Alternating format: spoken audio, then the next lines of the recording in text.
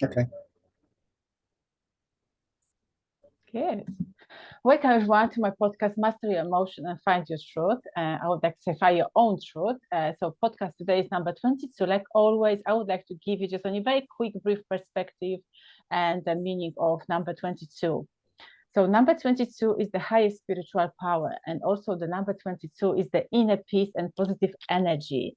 So today there will be a lot of positive energy. There will be a lot of, I would like to say, peace and joy. And you can also, sorry, my tongue. Oh gosh, what's happened with my tongue today? You always, or you also find your own truth. Anyway, let's go dive in straight away. So you can go and search much more information about the numerology. So I'm sending you on online or any bookstore, any library. So today I've got again the beautiful soul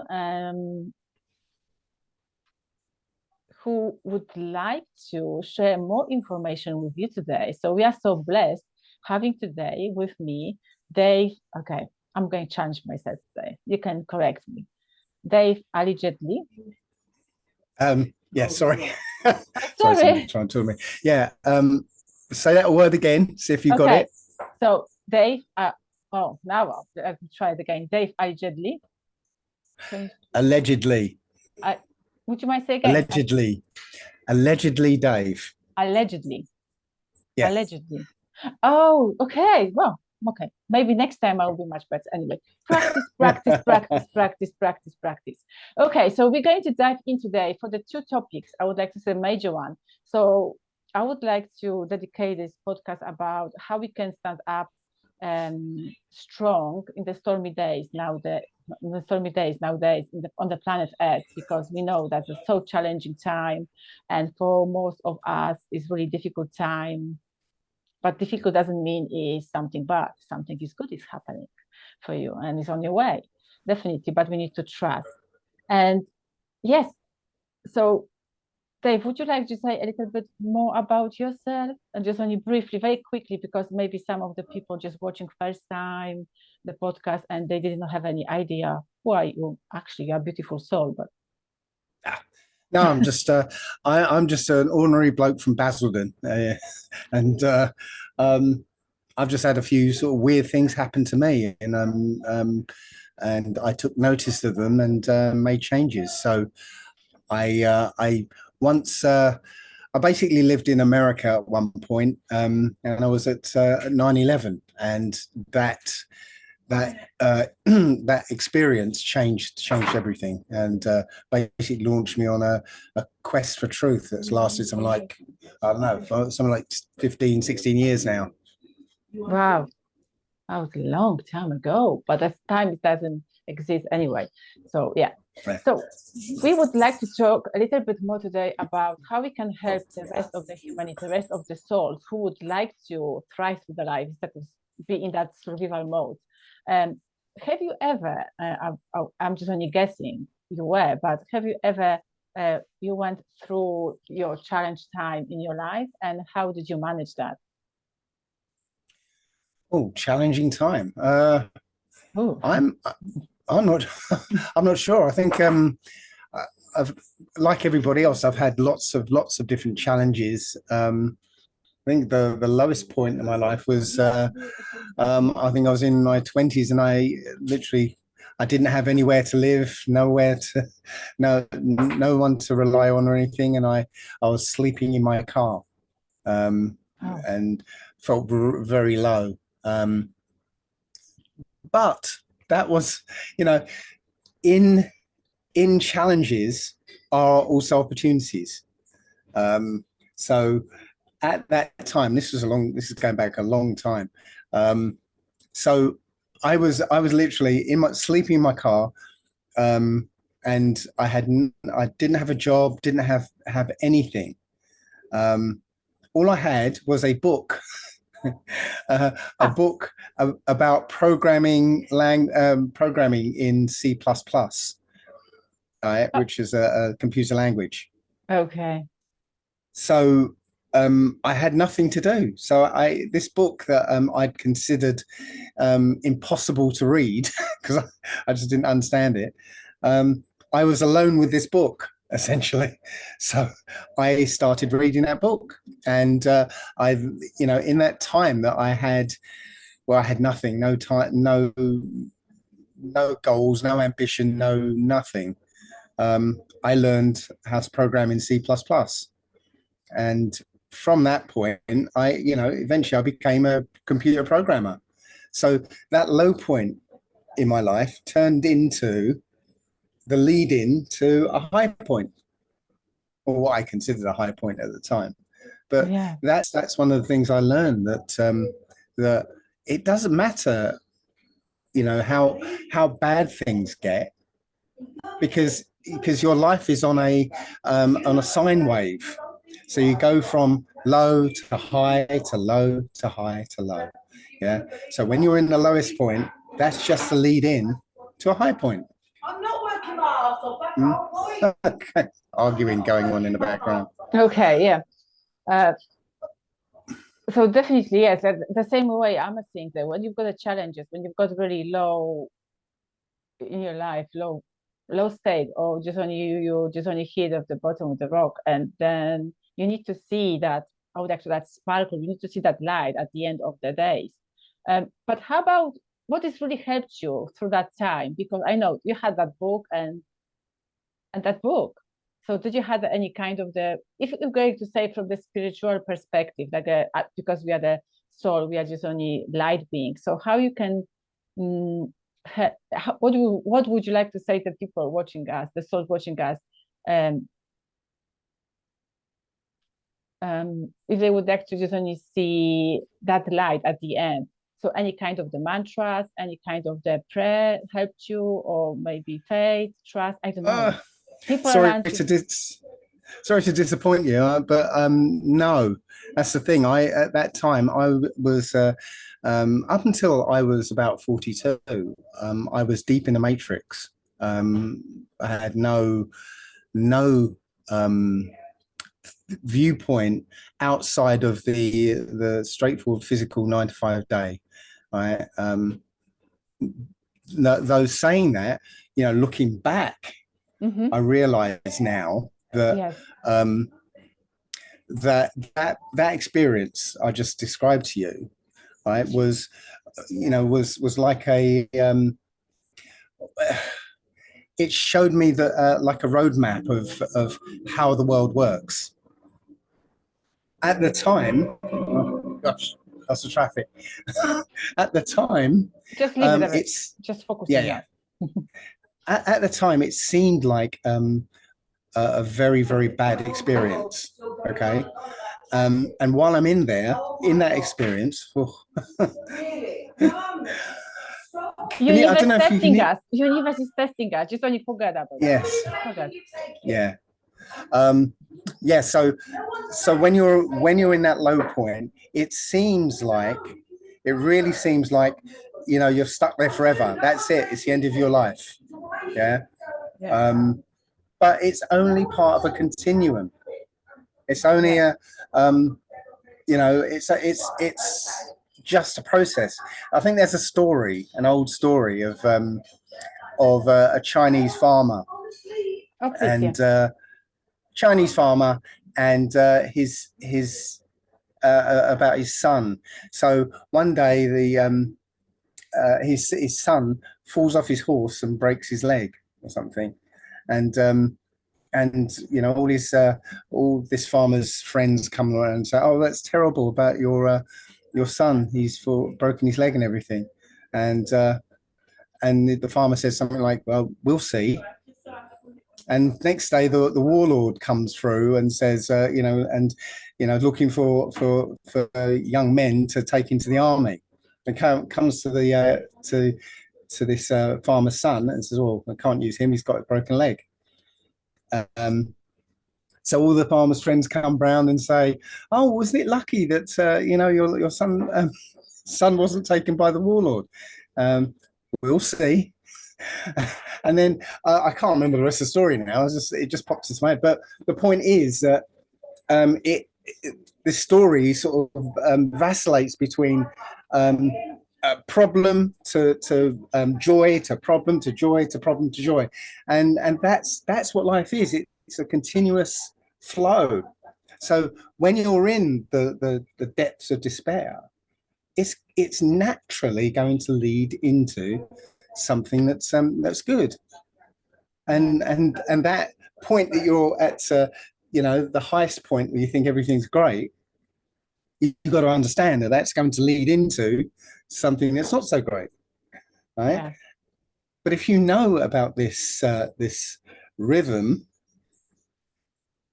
you can actually keep yourself at the high point. How we can keep ourselves the high point? Right. Well, if you know about the rhythm, right?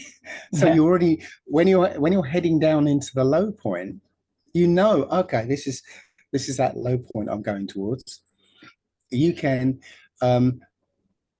keep yourself at that sort of high level by focusing on the good part. So it's quite as simple as if you're feeling depressed. That's what makes us laugh. If you sorry, this is. Should we just hold on 1 second? Yeah, for the few seconds I can choke. Just can you mute yourself for the few seconds? Okay, right. So I'll just try and get everyone to be quiet a bit. Yeah. Send the peace and love. Okay, everyone. So I would like to just give you some brief. That's okay. So I'll just give me 1 minute. Yeah, of course.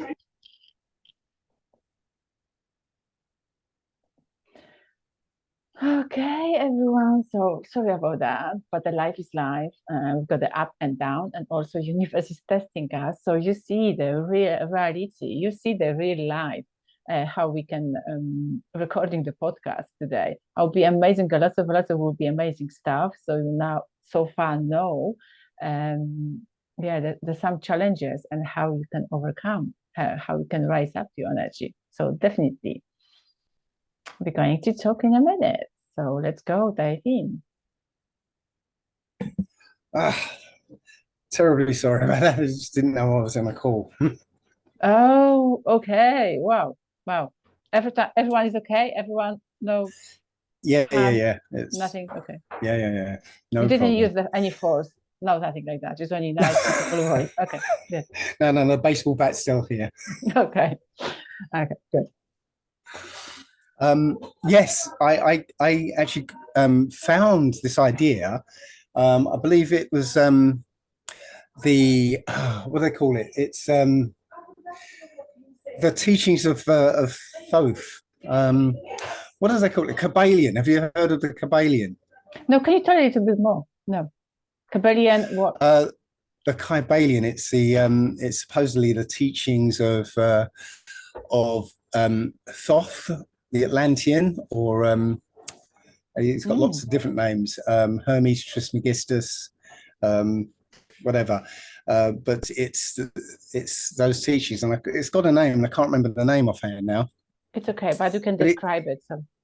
Yeah, it teaches several principles, and one of them is the principle of rhythm, and it describes this idea of that your life goes through this sine wave of good to bad to good to bad, and so you can master this rhythm of your life by, when you recognize that you're in that slide down to the bad part, you keep your energy up at the high part by focusing on the good.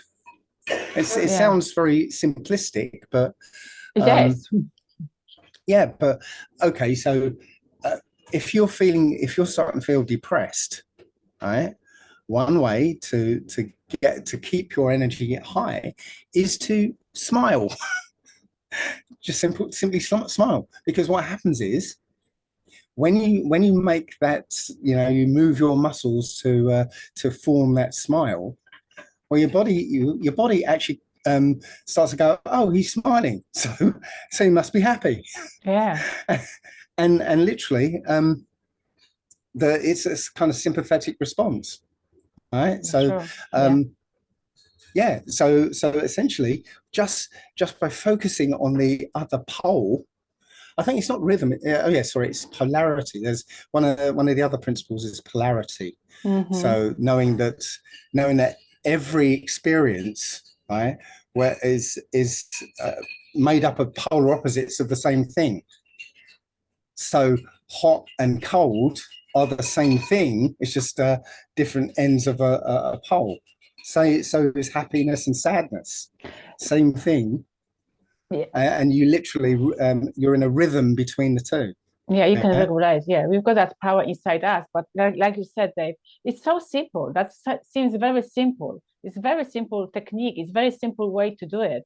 But we're such a condition to that program, and we couldn't lift it up our small finger up, or just only get up and just only do it, because like you said, the cold and warm. For example, if I'm taking the cold shower every morning, I didn't feel too much coldness on my skin, because my body just only been programmed by me. Of course, I allow my body program be by me, and now I'm feeling really warm and soft water. It's coming. So yeah, that's a really beautiful analogy. Yeah, but what usually happens though, instead, is that when people slide into the sadness part, they focus on the sadness. They think, I'm no. But if you focus on the other pole, the opposite pole of that, then instead of sliding down, you kind of keep yourself up, right, while you're in that down phase, and so literally you can master that rhythm by consciously focusing on the opposite pole. Yeah, and also another thing is what I just came to my head. We need to separate ourselves. I would like to say now separation, but for our good, our energy from other people who just only, instead of just only uplifting up us, saying, okay, stop doing like that, just only keep smiling, let's go run or let's go jump. So you can release that energy from your body, and you can change it, that vibration inside you. They're saying, oh, I'm so sorry for you. Have you ever experienced that? The people just only giving you more the low vibration energy. They're really sorry for you. It's okay. That's happened to me as well. You will be okay. And we are just only going down and down, and we just only, oh, that's happened to me again. I don't know if you sense that, but I've seen so many times. Yeah, but that's a choice that you make. If you want to wish, if you want to allow that to affect you in that way, yes, you can, but you don't have to. Don't know if that makes sense. Yes, of course. Yes, of course. And yeah, I'm not going to ask you this question because you just only answered already those questions. So we are on the telepathy now. We are already contacting using our telepathy, because I've just written down how we can escape from the oppression or to the depression, or from the depression to be much more happier. So you just only done this already. Thank you so much for reading my thoughts. Another my question is how we can move to the new paradigm. So new era, new world, and how we can move it in the simple way. In other words, how we can reprogram, escape from the matrix, because so many people just only would like to go.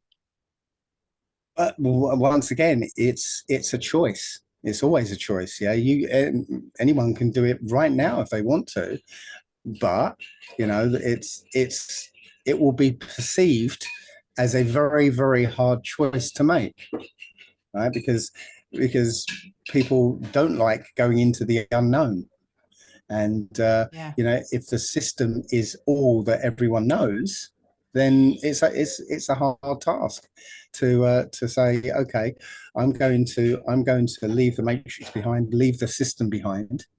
Right. Well, if the system is all you know, then it's like what? How am I going to live? How am I going to eat? Where am I going to get this and what? No, right? Yeah. I hope, is that coming through? It's coming, but I'm ignoring this. I'm really literally ignoring. I'm listening you, and the people will be listening you. know the people on the background. Okay, so the point is that that though it looks like it's hard, looks like it's impossible, looks like it's something that is the unknown, right? Well, this life is about challenges, is about risk and testing. Yeah. There was, I think I mentioned Alan Watts last time I spoke to you. Was it Alan Watts? Yes, I did speak to you. I mentioned Alan Watts, a philosopher.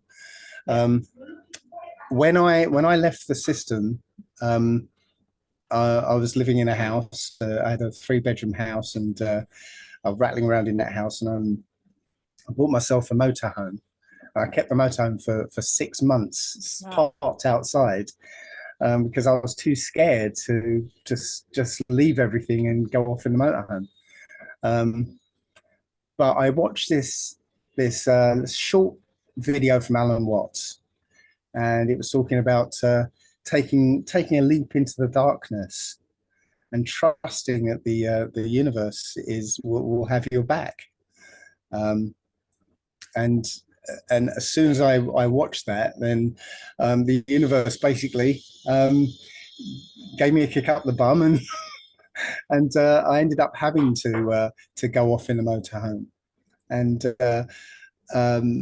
I did it. I took that leap in the dark, thinking that okay, if I crash into the rocks at the bottom of the cliff, so be it. But I'm going to trust the universe. And as I said, it's been over 10 years now, and I say the universe, I really mean the Most High, the creator of all things, and it's not let me down. Yeah, which is great, fantastic. You trust, infinitive number, trust. But how many people? Okay, the people are saying, okay, I can trust, but what's happened if something is not going right, or something? So that's kind of I think so, that's a program, them limiting beliefs that's holding them back to receive that beautiful. Remember what I just said about the rhythm? Yeah, just going back. The rhythm is still there no matter what you do. Yeah. So yes, things will seem like they're really bad. And, if your belief is still in this idea that, okay, without the system, it's, you're not going to be able to survive, well, then that's going to become true. But if you trust in the fact that the universe is looking after you, right, and remember that rhythm, yeah, then you know that okay, this might seem difficult at the moment, but this too will pass. Yeah.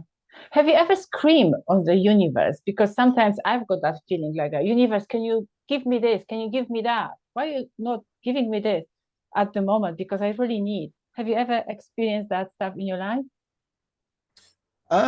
No, not in that way. No.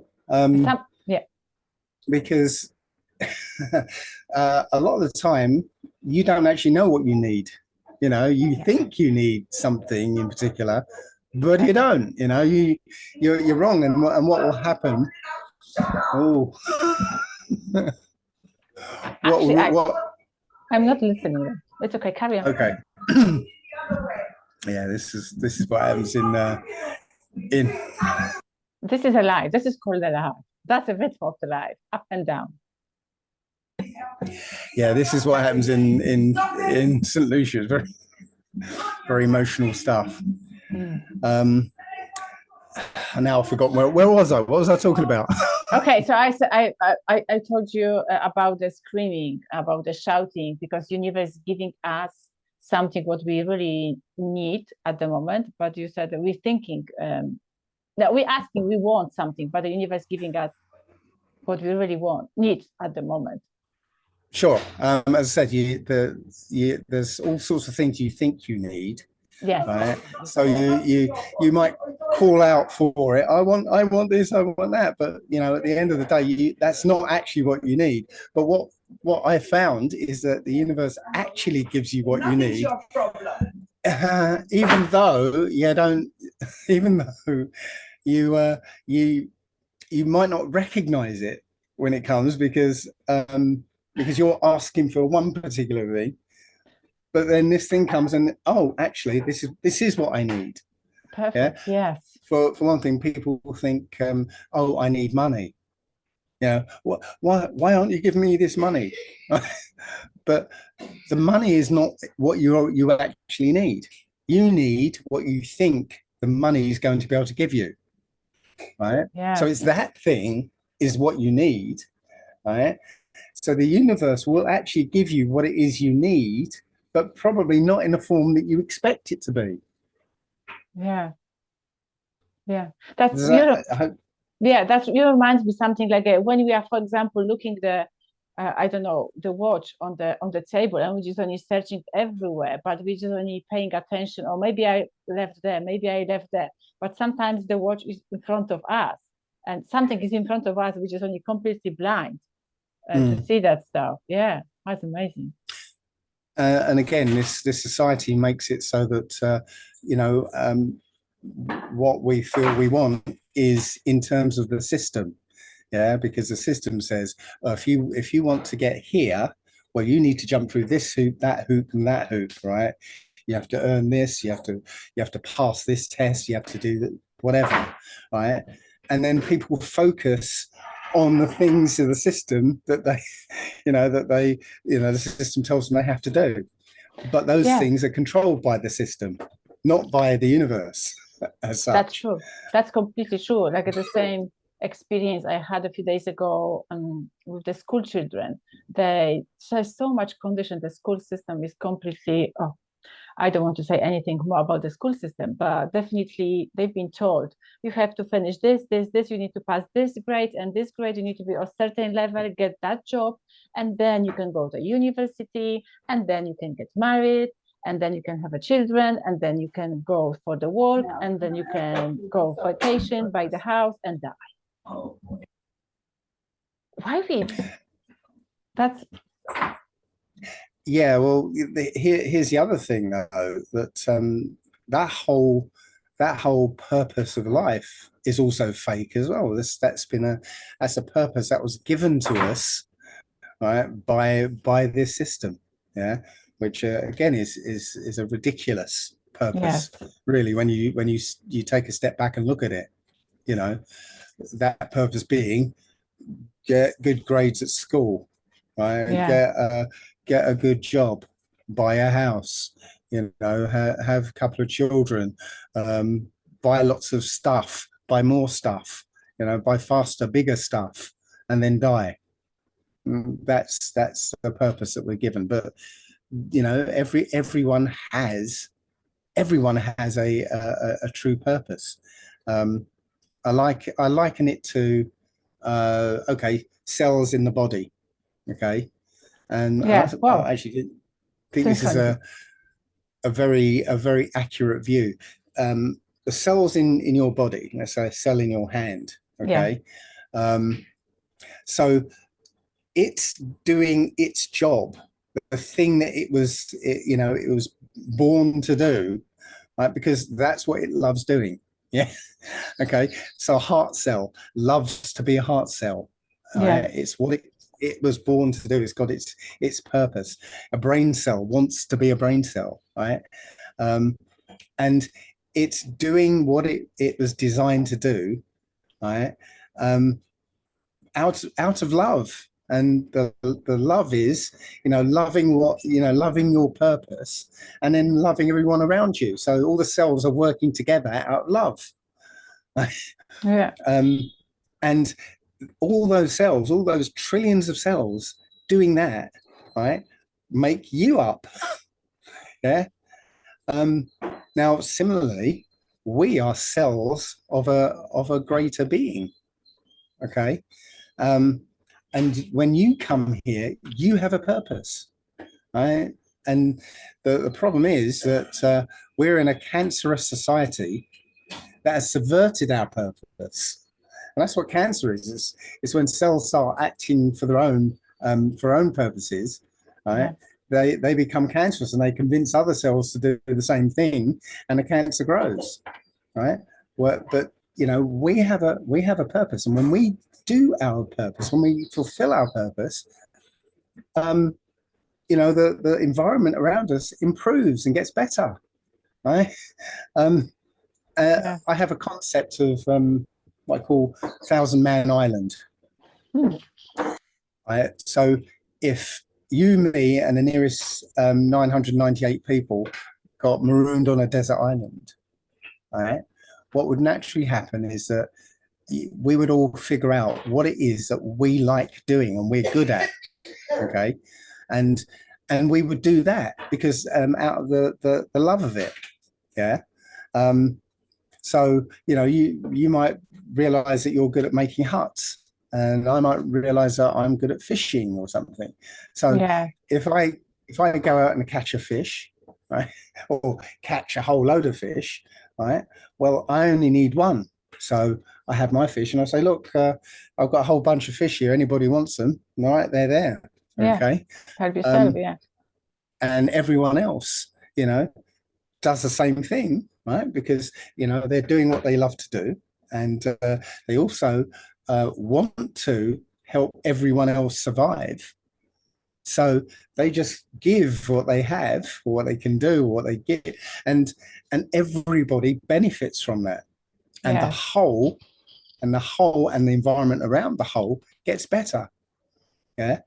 And the problem is, as I said, that we are now in this cancerous society, right? This society that's actually anti-human, which is what cancer is as well. And it is subverting us away from our purpose, our true purpose, right? And just making the cancer get bigger. Yeah. There are tribes in the world that have not been contacted by humans, not been contacted by people around the world, the Western society, which is good. Yeah, and they've been living, harmoniously with their environment for thousands of years. Yeah, an example is I've forgotten their names now. The Sentinel. It's my word that I can't say. The Sentinelese Islands. Yeah. There are two tribes of people that lived in these islands. Now, I think the name of one of them was the Jawara tribe. Now, the Jawara allowed Westerners to come to their island and meet with them and stuff. Right? The result was that Western society destroyed that culture. People would go to those islands, and as nasty as it sounds, would go there with drugs and drink, and take the young girls of the tribe out into the forest and rape them and stuff. But their society was utterly destroyed. Okay, the other tribe in the Sentinelese Islands would not allow Westerners to come in to their island today, even to this day. The last person that went there was a missionary who decided he wanted to bring JC to this tribe, and they shot him full of arrows. So this is the point. This society, this small tribe on this island, right, live in harmony, right? And it looks like, and there's been shots of watching them from planes. They're having a whale of a time playing on the beach and enjoying their lives. But when a similar tribe like that got contacted by this cancer, that tribe was utterly destroyed. Yeah. So it's exactly the same as the body and the cancer metaphor. Same thing, right? If you live your purpose, life goes better for you. Yeah. So that's it, because you just when you said about this cancer, so how you can see the cancer as a whole collective consciousness, all the humans on the planet Earth. Yeah, they just only feeling that illness inside them. And when we're going to unite each other and when we're going to start helping each other, then like you said, that example about the fish, you can have got a 10 and then you need a new one so you can share with others, but without any jealousy, because when we are jealous and we just only saying no, just only saying me, just only me, we're going to destroy more and we're going to stay in that matrix instead of just escape. I would like to say, no, it's really escape because we need to learn how to navigate in the better way. How is that sound for you? Yeah, people are naturally a collaborative species. You know, humans are collaborative. Yeah, we find ourselves in a culture, a society that keeps us in competition with each other. Yeah, fighting for scarce resources. Right, we're essentially round pegs trying to fit in square holes, or square pegs trying to fit in round holes. Yeah. The society around us is saying you have to be like this, and we're struggling to find out a way to make ourselves fit into this society. There's an experiment, I don't know if you've come across it, called the sharing experiment. Have you seen it? Sharing. Oh, you can please carry on, because maybe I'm not very good about the naming about the words, but sometimes when you see something is staying in my subconscious mind. Just carry on. Okay, so the experiment goes, you get two children of pretty much of any age, you know, so you might have a 2-year-old and a 12-year-old. You get two children, you sit them at a desk, and in front of them you have a plate with one of those covers, you know, that go to the expensive restaurants and they take the cover off. Yeah, so you have a plate with the cover over it in front of each child, right? And the adult comes in and says, look, I'm going to leave the room, and after I've left, you count to 3 and then you can lift the cover. Okay. So the adult goes out of the room, the children count to 3 and they lift their cover, and one of the children has a sandwich. The other child doesn't. Right? So what do you think happens straight after they discover that one has a sandwich, the other one doesn't? Okay, so it depends about that. Something is coming to my head. It depends about the age. Which one had a sandwich, which one doesn't have a sandwich, you know? Okay, so one will be happy, one will be screaming, and that will be saying, oh, you've got this, and I don't have this. Why did you receive that sandwich? I didn't receive it, that sandwich. No. Here's the thing. Right, there's no arguing, there's no crying or anything. What immediately happens is the one who gets the sandwich will tear that sandwich in half and give it to the other person. Yeah. And there's no crying, there's no emotional guilting or anything. The one doesn't go, oh, you have to give me some. No, it just naturally happens, right? Sharing. Contrast that to what happens to now as an adult. Yeah. That you get so powerful. Okay. So you can find this on YouTube. There's people who do these social experiments. So a guy dresses up as homeless, right, and asks somebody, people as they walk past on the street, do you have $1? Give me $1 for something to drink, right? And all these very wealthy people, walk past and say, no, get out of here, leave me alone, get out of my face, and all that, right? It turns out, though, when he asks other homeless people or people with virtually nothing, immediately they share. Yeah. And this is where I think the technology of money is what does this to people, right? The more that you have, right, the more heartless you become, the more greedy you become, the more selfish you become. Yeah. It's built into this concept of money, because money you can hoard, right? You can hoard the money, yeah, collect it together, and just by having a lot of this stuff, you feel your status has increased, your worth has increased. You know,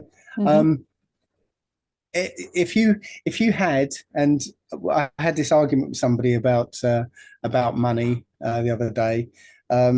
If you got 200 eggs, somebody said, well, if I have 200 eggs and I want a sheep, right? Well, we need money because, you know, the person with the sheep may not want any eggs. So, you know, that's why we need money. Yeah. So I said to him, why have you got 200 eggs? Yeah. If you're holding on to 200 eggs, you can't hoard them because they're going to go off. Right. Yeah. So what if with those 200 eggs, you start, you know, you keep some eggs for yourself and you start giving people eggs. Right. Yeah. So anyone who wants eggs, you just give them the eggs. Yeah.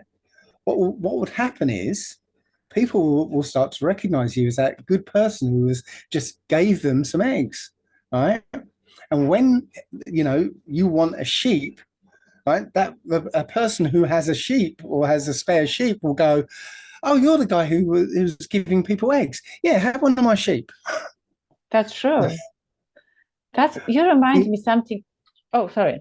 Carry on. I was just going to say the only real reason that we have money is because the people behind the money are the people that don't want to cooperate with others. They don't want to work themselves. Yeah. And this is the only way that they can go through life without working, without having to interact with people and get everybody else to work for them. Yeah. In a system that I was talking about, you know, you give freely, and your worth becomes your character. Yeah. your you know, your personality. If people know that you're a good person, right, they're happy to give something to somebody who's a good person, because they know that that goodness is going to come back to them one way or the other. But obviously nobody really wants to give to somebody who's not very nice. That's true. Yeah. So the only downside to this system is that those who are who aren't very nice at all, right, the wicked people, they're going to have to be forced, right, to be good. In order to survive, they have to force themselves to be good. And that is the only downside. Yeah. Yeah, that's true. In this society, the downside is that, you know, if you don't do what those people who own the money want you to do, then you end up poor and helpless. And that's most people. Eventually, we all end up poor and helpless. You will own nothing and be happy. Yeah, that's true. But also, I'm just only coming back to the purpose of life and what you said at the beginning, trust the universe. You won't be left without any money because the universe will be protecting and holding your back. So always will be sending the people, always will be sending the situation in your life where you can get that money from. So that's how I can see. In my life, I've had a few experiences. I was completely left without any money. And then suddenly somebody came and just only offered me work for them, or just only I've got another session with somebody. So that was like it's really just trust. That's how I can see even. But I would like to say, because you said that the people who's holding the money, they're thinking they own everything. Actually, that's an illusion because they are shouting. There's a barking dog without the teeth. Did you hear that story? The barking dog, they're shouting and shouting and shouting, but they only think they've got that voice inside them. They don't have a true purpose. They don't have a true love inside them.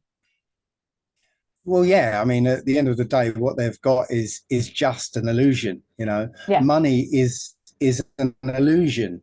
Yeah, it only has the value of the faith that we put in that piece of paper. Yeah, we have faith that piece of paper is worth something. Okay, So if I give that worthless piece of paper to somebody else, they're going to go, oh, well, that piece of paper has value. I'm going to give you something of the, equivalent value. Yeah. It's just based on our faith. And I keep saying, if, what if we put our faith in other people instead? Yeah. in good people.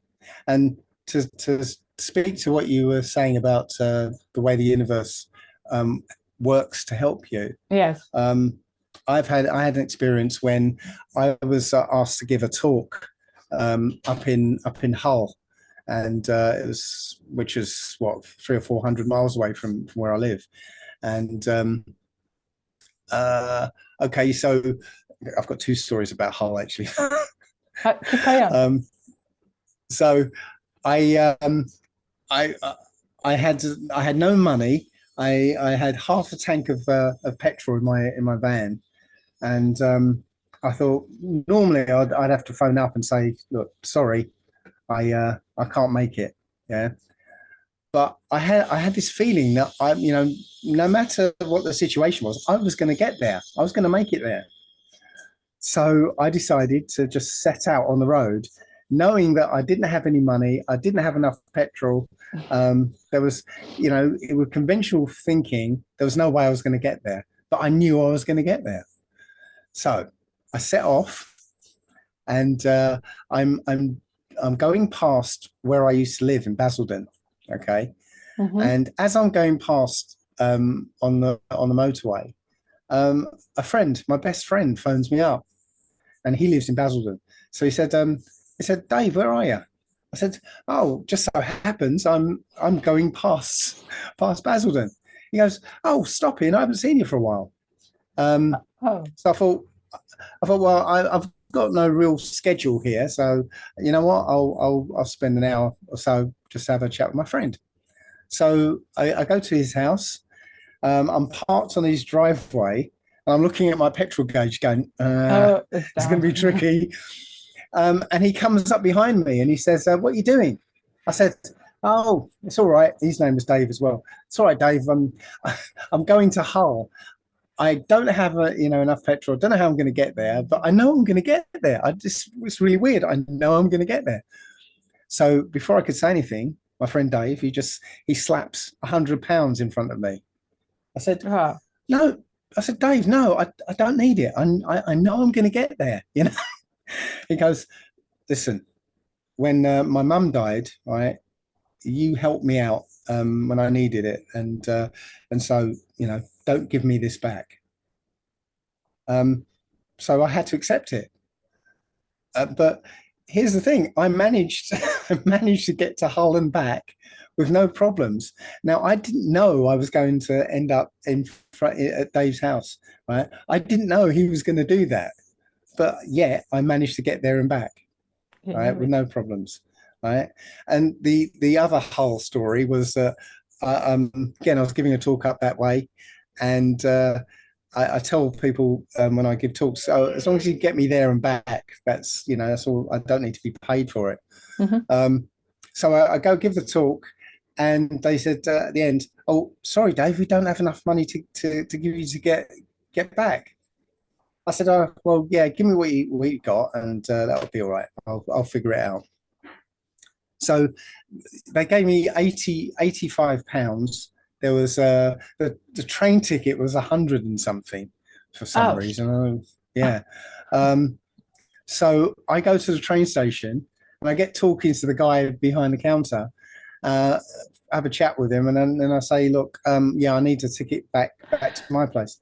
And he says, oh, that's £80. I was like, oh, that's the result. I've got a fiver. Well, I'm still a fiver up.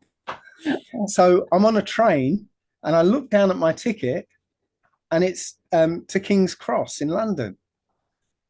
And I'm thinking, oh, that's only to King's Cross. I've still got to get to down on the south coast.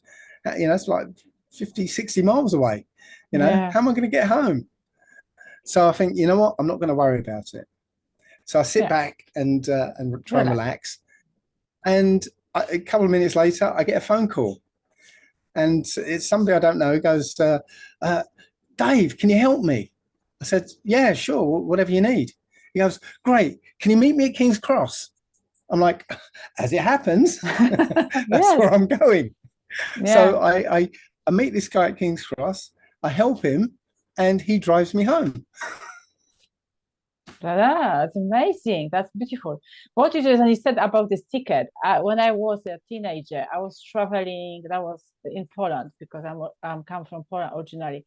So I was traveling from my school to home, but also I didn't have enough money. I had, for example, let's go say, ticket was £10. I had it only £5, and that was a long journey. So that was like a 50 kilometers. I don't know how about the miles, but that was a 50 kilometers to my home.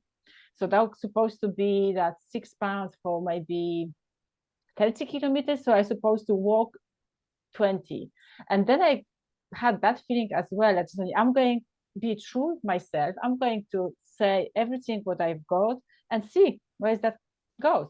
And then when I get on this bus and Johnny told the driver, I've got this because we have to buy the ticket then uh, in drive to drive it in the bus on the bus. So I got Mhm. that money. I showed him. I've got it's only £6, but I don't have enough. But he asked me where you would like to go. I said to him that name of the city, and he said, "Okay, just go sit down on the back and be quiet." I said, "Okay, thank you." And oh, I've got the goosebumps now when I'm talking about. I remember myself just only sitting very quietly and just only saying, Mhm. "Thank you, thank you." Yeah, that's why the universe is holding us. Are you, So Yes. you certainly. finished? Yeah. I'll catch Um, you.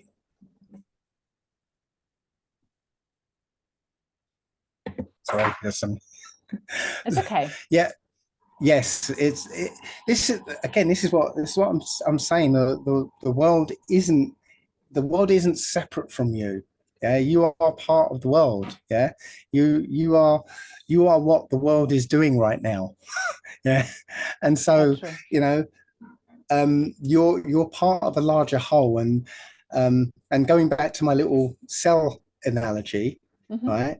I do a little story. I say if you imagine that cell, one day it needs salt, and it's like, oh, where's the salt? There's no salt here. Where's the salt? Where's the salt? If I don't get any salt, I'm going to die. Right? That eventually percolates up to you, and you go, I fancy some anchovies or something salty. Yeah. So you go and get yourself a little snack, and then all of a sudden that cell goes, oh, where did all this salt come from? What a coincidence. I really Yeah, wanted salt, and then all this salt arrived, you know. appeared. Yeah, that's true. So it's the same thing, you are part of a larger whole. And when you actually need something, then that body, that larger body that you're a part of, will provide it. Yeah, that's true. How we can just only connect this with the power of the words? I mean, because this is a kind of the manifestation, because we are manifesting everything already. So we just only connect it with the universe. Actually, universe is you, it's me. So how we can just only connect this with the power of the words, which are With we are saying, language. yes, the Yes. language. Um, Any meaning of the well, words? well, here's the thing. I actually believe that Adam was created as a essentially a smaller version of the Most High. Who's the Most High's offspring, and I believe he had the power of creation. Right? So he was co-creating. His first job was to name all the animals. Right?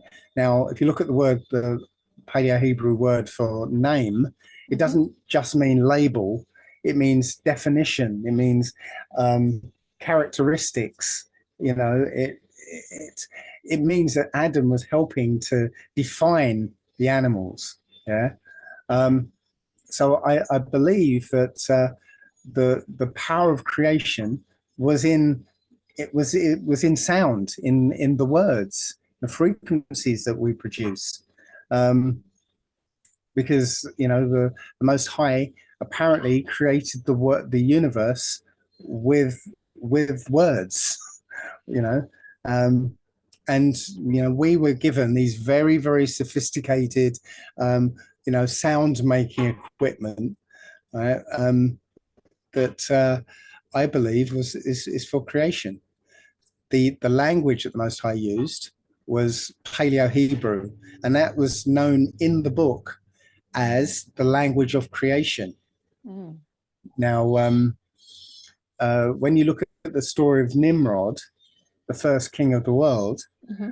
And I had to find this. I actually found this in a book outside of the Old Testament, which they even those books have at least a nugget of truth in them. It says that Nimrod was given a secret combination of words that made him powerful. Okay, so Nimrod got that power, and he decided to use that power to build a tower to attack the Most High. Oh yeah. Yeah. So that is why the angels had to come down and mess up everybody's language, because it was like, you've got the power of the power of creation, right? Yeah. But you're not ready for it. You're irresponsible. So we're going to take that language away from you. Now, again, I believe this is a thought-based universe. It's a thought-based universe.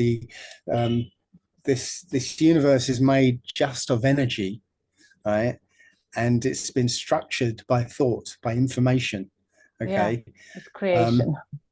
Yes, and our thought also has an effect, and our thought manifests into the world as sound. We express our intention in the world using sound. And that sound manifests other things, as a result.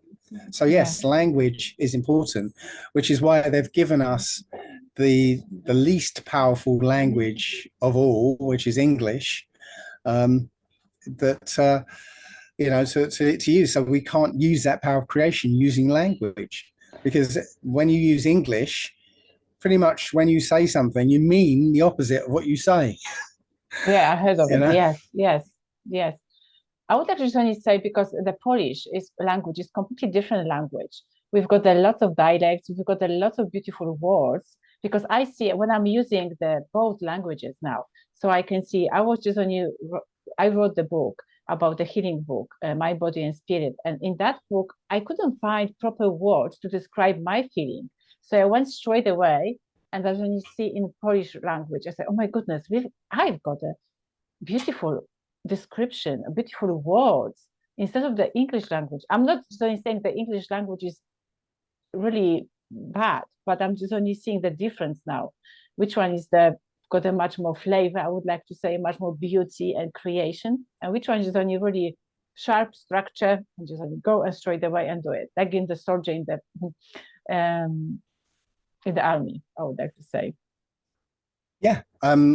Well, that's almost exactly it there. That English is the least expressive language at all. And you as you speak two languages here, right? There must be times when you're speaking in English and there's a concept that you can't express in English, and you have to go back to Polish and say it, because there isn't the concept in English. No, the point is that we think in language now. That wasn't always the case. We think in language, so that if you restrict the language, you restrict the thought. You can only have the thought that it can be expressed by language. And if that language can't express something, I love it. And you can't think it. I love it. That stuff. Wow. Sorry, I interrupted you. No. I would like to say I love that concept. I love that idea. I love that analogy which is only said nowadays, because that we are stopping our creation, we are stopping our manifestation, how I just only receive, how I am perceiving that stuff. Because when I'm just creating something in English, it's not the same how I would like to create in my Polish language, whereas my soul was rise up, and I was just only talking to myself in my native language. Yeah, it's completely mind-blowing for the people who are listening us. If you've got the two languages, you are so blessed. Just go to your native language and just only create your native language. Well, even the Polish language or any of these languages, Got it. they're all disabled from the I know, original yeah. language. The original language of mankind, I believe, is Paleo-Hebrew, and that's the one I mentioned was the language of creation, and it works completely differently to these languages that we use today. Yeah, we So spoke last time about it. yes, so I gave you the example and everything, Yeah.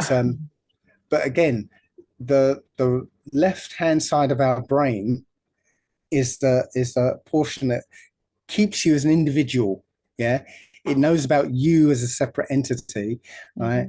And it's all about analysis and pattern recognition, and so it's looking for threats in the environment because it's looking for patterns that it can recognize, and it's all about you as a separate being. Your right side of your brain is connected to everything, and not only here and now, but past, present, and future. Yeah, it's connected to the Most High. It's connected to that energy field that is everything. Yeah. Okay. Our languages, even Polish, is locking us into the left-hand side of our brains, so that we stay in this idea that we are separate, lonely being on our own, and haven't got the power of the universe behind us. Yeah. When you can utilize the right hand side of your brain, then you've got access to everything, past, present, future, and the whole of creation. Yeah. I don't know if you have come across a woman called Jill Bolte Taylor. No, never. No. She was I think a neurologist, a brain scientist, who had a stroke one time, and so she recognized that she was having a stroke, and she was able to kind of analyze what was going on while she was having this stroke. Wow. So she realized that the left-hand side of her brain kept shutting down, and whenever it shut down, she found herself expanding into the world. She looked at her hand that was on the wall, and she couldn't tell where her hand ended and the wall began. She merged with the wall. She became the wall, and she could perceive the wall and outside the room and everything. Right. Yeah. And then she said the left-hand side of her brain came back online, and it felt like the whole world got stuffed into her head again. And then it would shut down, and she would expand again, and became aware of everything. And that's the point. We have access to everything in this universe, right? But we are mostly locked into the left-hand side of the brain that says you are a helpless, lonely individual. So how we can go much more in the right side? Okay, well, spending time in nature, doing something creative, doing something that doesn't involve this logical, analytical process, which is the left-hand side of the brain. Music, painting, making something with your hands. It's the more you connect with that right-hand side, right, the more you become in tune with the world. Okay. Is there the last question? Is there any? I would like to say, if you're going to say something to yourself, or maybe the way how we are saying to ourselves, any kind of the words, maybe you've got in your head, you would like to share it. I mean, the meaning of the words. For example, if you are saying, the word nice, I think I heard from you the word nice. You're doing very nicely or something like that. I just only heard somewhere that's mean you are stupid or something like that. Is that true? I mean, yes, the English words, just that's the meaning of the words. Yeah. Again, it's what I said, that if you say things in English, you usually mean the opposite of what you think you mean. Yeah, and so nice actually means stupid and ignorant. But that was the original meaning of the word, and that meaning kind of got morphed over the years, and probably intentionally, because when you say a word in English, you're putting an energy out there. And that energy, if you know what the original meaning of that word is that energy is that original meaning, right? But since the meaning gets changed, right, then you're putting out the original energy, but you think you're putting out something completely different. Yeah, that's so. True. Yes, when you say somebody's nice, you're saying that they're ignorant and stupid. If the word bad, right? The word bad is a good example, actually. The word bad, actually, the original meaning of it was womanish and effeminate. Yeah. Oh. So Michael Jackson was doing his I'm bad. He was actually saying I am womanish and effeminate, which is essentially what he became. But in this culture now, you're seeing the word bad meaning good. Yeah, that's true. Yeah. So that's how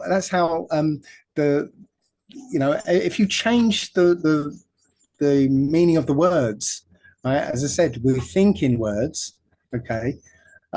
You change the reality for somebody. And we've seen it during this COVID stuff, yeah, that they changed the definition of vaccine. So now you and I grew up with a particular definition of a vaccine, right? They've changed that now, and now there are some of us who will. Well, some of us might go along with that new definition change, but the rest of us remember the old definition.